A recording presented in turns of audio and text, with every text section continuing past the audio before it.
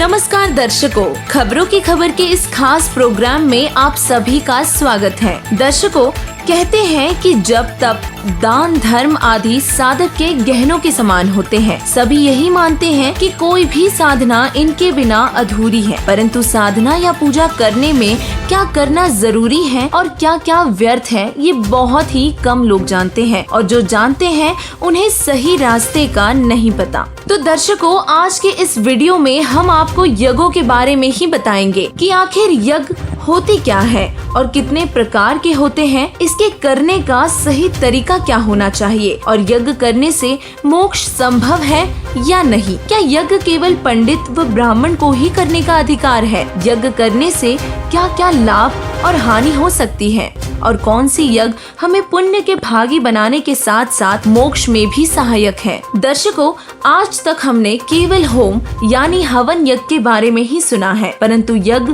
केवल हवन करना ही नहीं है। यदि हम कोई भी धार्मिक क्रिया करते हैं, दान करना, पक्षियों को दाने डालना, भूखों को भोजन देना, हवन करना, माथा टेकना, जाप करना आदि आदि सभी धार्मिक क्रियाएं यज्ञ में ही आती हैं। यज्ञ के बारे में ज्यादातर भक्त समाज अब तक पूरी तरह से अपरिचित थे। यज्ञ क्या है? यज्ञ का अर्थ है धार्मिक अनुष्ठान। कोई भी धार्मिक क्रिया करना या कोई अनुष्ठान, पाठ आदि करना, ये सब यज्ञ ही है। यज्ञ 5 प्रकार की होती है: धर्म यज्ञ, ध्यान यज्ञ, हवन यज्ञ, प्रणाम यज्ञ और ज्ञान यज्ञ। परमेश्वर ने अपनी अमृत वाणी में यज्ञ का प्रमाण दिया है। एक यज्ञ है धर्म की, दूसरी यज्ञ है ध्यान, तीसरी यज्ञ है हवन की, चौथी यज्ञ परिणाम और 5वीं यज्ञ ज्ञान की। अब आपको हम इन सभी यज्ञ से परिचित करवाएंगे और बताएंगे कि कौन सी धार्मिक क्रिया किस यज्ञ का हिस्सा है। तो आइए सबसे पहले बात करते हैं धर्म यज्ञ। दर्शकों, धर्म यज्ञ के नाम से ही पता चलता है कि धर्म करने वाली सभी क्रियाएं धर्म यज्ञ में ही आती है।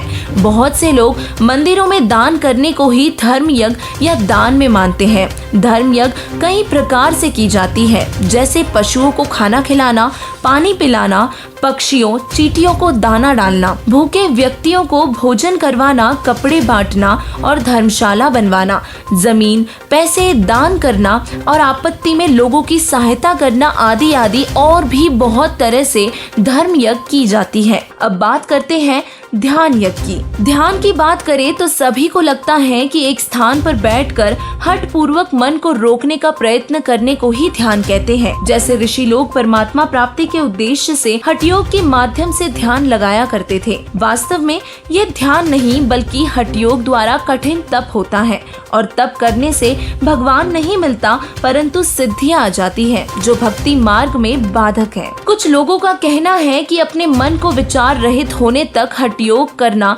ध्यान कहलाता है, अर्थात मन किसी भी वस्तु या विचार पर केंद्रित न रहे और मन को विचार रहित करके मेडिटेट करो अर्थात ध्यान लगाओ। और जब संकल्प विकल्प समाप्त हो जाए और सोचना भी बंद हो जाए, विचार समाप्त हो जाए, तो यही ध्यान की अंतिम स्थिति है। वास्तव में ध्यान का अर्थ है अपने मन को किसी वस्तु या विचार पर केंद्रित करना। तो सोचने की बात है कि जब विचार ही समाप्त हो जाएंगे तो मन को किस पर केंद्रित करेंगे? विचार समाप्त हो ही नहीं सकते। मन को केवल प्रभु के गुणों के चिंतन में केंद्रित करना ध्यान कहलाता है। बहुत से लोग कहते हैं कि मेडिटेशन करने से उन्हें शक्ति मिलती है। मन को रोका नहीं जा सकता बल्कि अन्य विचारों से हटाकर कुछ देर अच्छे विचारों पर लगाया जा सकता है और मन की गति को धीमा किया जा सकता है जिससे मन को आराम मिलता है, परंतु इस पर पूरी तरह रोक लगाना नामुमकिन है। परमात्मा के गुणों में ध्यान लगाने से पूर्ण लाभ मिलता है। ध्यान यज्ञ के बाद आता है हवन यज्ञ। हवन यज्ञ तो सभी जानते हैं कि गाय या भैंस के घी को अग्नि में प्रज्वलित अर्थात स्वाहा करना हवन यज्ञ कहलाता है। परंतु अब तक हवन यज्ञ करने के लिए ऋषियों द्वारा लकड़ियों में घी प्रज्वलित किया जाता रहा है, जबकि शास्त्रों में ज्योति यज्ञ करने का प्रमाण मिलता है। ऋग्वेद मंडल नंबर 8, सुप्त 46 मंत्र 10 में ज्योति यज्ञ करने को कहा गया है। रुई की बाती बनाकर उसमें घी डालकर जलाने से हवन यज्ञ हो जाता है। लाभ घी प्रज्वलित होने से ही होता है। हवन यज्ञ 2 तरह से होती है। देवी देवताओं के लिए टेढ़ी ज्योति जलाई जाती है और पूर्ण परमात्मा के लिए खड़ी ज्योति जलानी होती है। चौथी यज्ञ प्रणाम यज्ञ है। साधना उसी साधक की सफल मानी जाती है जिसमें आधीनी होती है और प्रणाम यज्ञ करने से आधीनी आती है। अहंकारी व्यक्ति परमात्मा प्राप्ति नहीं कर सकता। जैसे रावण ने इतनी कठिन भक्ति भी की और उसमें अहंकार भी बहुत था, जिस कारण से उसकी भक्ति सफल नहीं हो पाई और राक्षस कहलाया। श्रीमद् भगवत गीता जी के अध्याय 4 श्लोक 34 में तत्वदर्शी संत से तत्व ज्ञान प्राप्ति के लिए उसे दंडवत प्रणाम करने को कहा गया है और गीता अध्याय 18 श्लोक 65 में ब्रह्म कहता है कि मुझे प्रणाम कर मेरा भक्त बन। ऐसा करने से तू मुझे ही प्राप्त होगा। इससे स्पष्ट होता है कि ब्रह्म तक की भक्ति करने वाले केवल करबद्ध होकर नमस्कार करते हैं और पूर्ण परमात्मा की भक्ति करने के लिए अष्ट अंग से दंडवत प्रणाम करना होता है। ये प्रणाम यज्ञ है। अब बात करते हैं 5वीं यज्ञ ज्ञान यज्ञ की। ज्ञान यज्ञ का अर्थ है ज्ञान ग्रहण करना।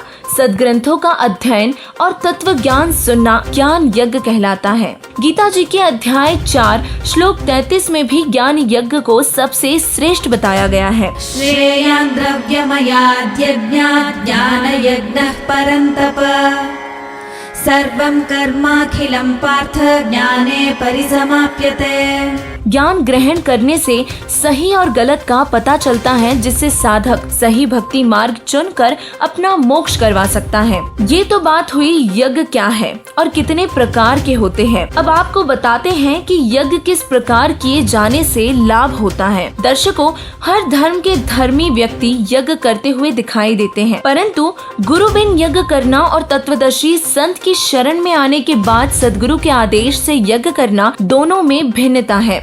कोई भी धार्मिक क्रिया करने से उसका फल जरूर मिलता है, परंतु सदगुरु के बिना की गई यज्ञ का कोई फायदा नहीं। आप दान करते हैं, भक्ति करते हैं, पाठ रखवाते हैं, बहुत अच्छी बात है, लेकिन सदगुरु के बिना की हुई कोई भी धार्मिक क्रिया सफल नहीं होती। कहा जाता है कि दान करने से धन प्राप्ति होती है। जो इस जन्म में दान करेगा तो अगले जन्म में उसे कई गुना फल मिलेगा। यदि कोई सदगुरु के बिना दान करता है तो अगले जन्म में उसे सब सुविधाएं मिलेगी, परंतु ये सभी सुविधाएं उसे पशु योनि में मिलेगी। जैसे हम देखते हैं, बहुत से कुत्ते जो अमीर लोगों के घर में होते हैं, उन्हें हर तरह की सुविधाएं प्राप्त होती हैं। उन प्राणियों ने पिछले जन्म में खूब दान किया होता है जो इस जन्म में भुगत रहे हैं, लेकिन इससे उनका मोक्ष नहीं हो पाया और मनुष्य जन्म भी गया। तो वहीं दूसरी ओर जो साधक सदगुरु की शरण में आकर दान धर्म करता है, तो यदि इस जन्म में उसका मोक्ष नहीं हुआ तो अगले जन्म में उसे ये सारी सुविधाएं भी मिलेगी और मनुष्य जन्म में मिलेगी।